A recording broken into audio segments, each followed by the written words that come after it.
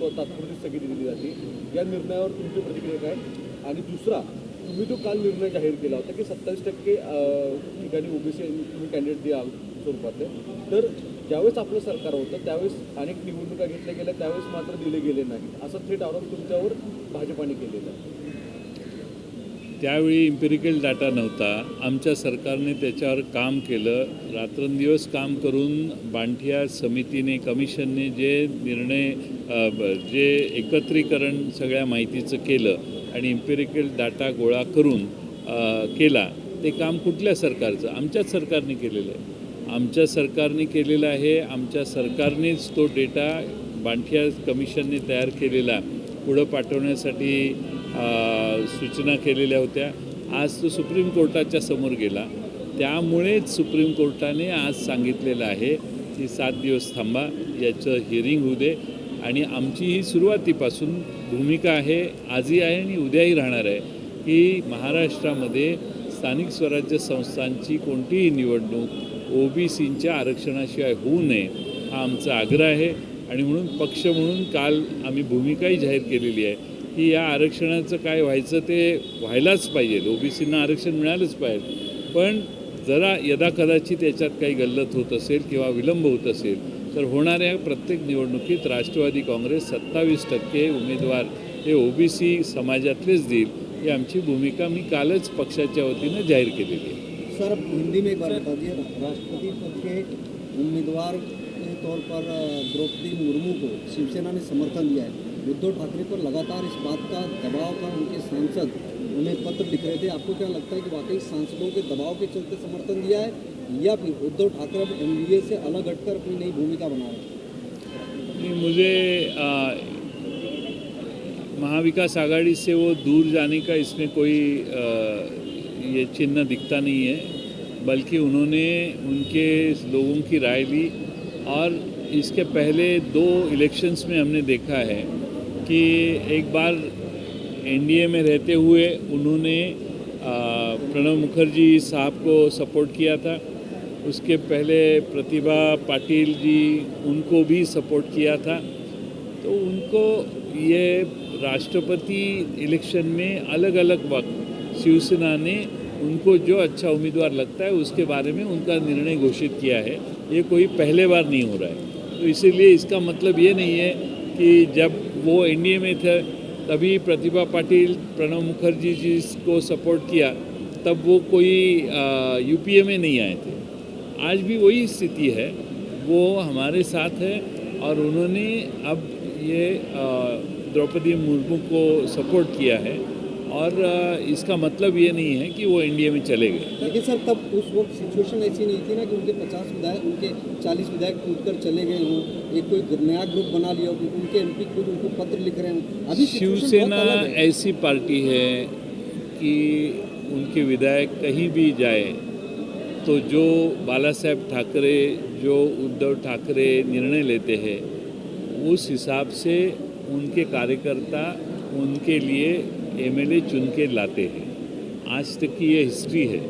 जिन्होंने शिवसेना छोड़ी, उन सारे जगह पे शिवसेना ने जो चाहा वो उम्मीदवार चुन के आए हैं, वो उनकी खासियत है।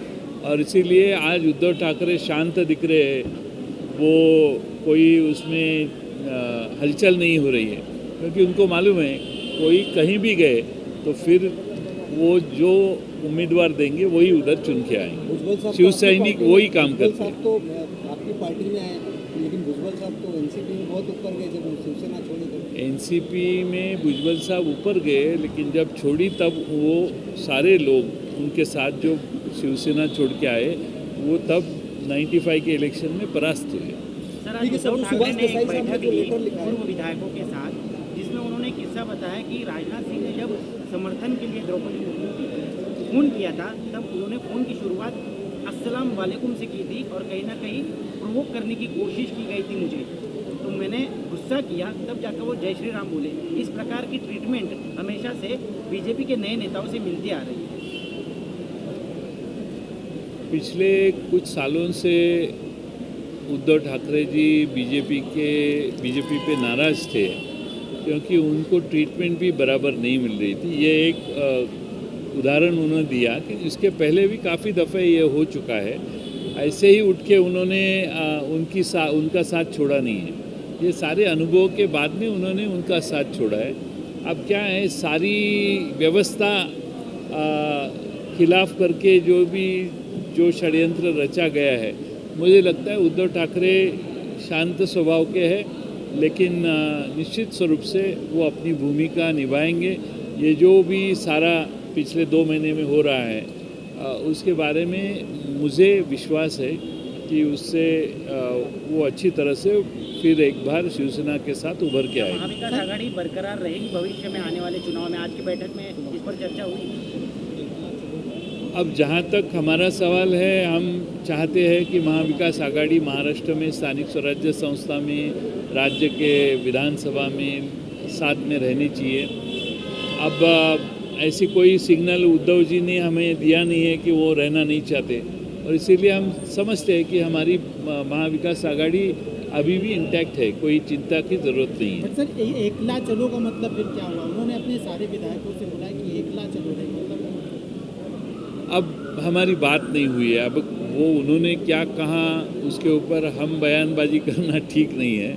बात करने के बाद बात करेंगे हम आपसे। लेकिन सर, आपने कहा कि ये निर्णय लेने के पहले आप लोगों से, इनफैक्ट कांग्रेस से भी बात नहीं की गई थी, तो कहीं इस पर क्या कहना चाहते हैं? ये जो निर्णय लिया गया है सेना द्वारा, ऐसा उनकी पार्टी है, वो स्वतंत्र स्वरूप से कुछ निर्णय लेंगे, तो इतना भी बंधन हम नहीं कर सकते कि हमारे ही सुनना चाहिए। पार्टनर है सर। हाँ, पार्टनर है, लेकिन ये जो राष्ट्रपति की इलेक्शन है, वो अलायंस के पार्टनर उस तरफ थे, तब हमने अपेक्षा की तो उन्होंने इस तरफ आके वोटिंग किया है।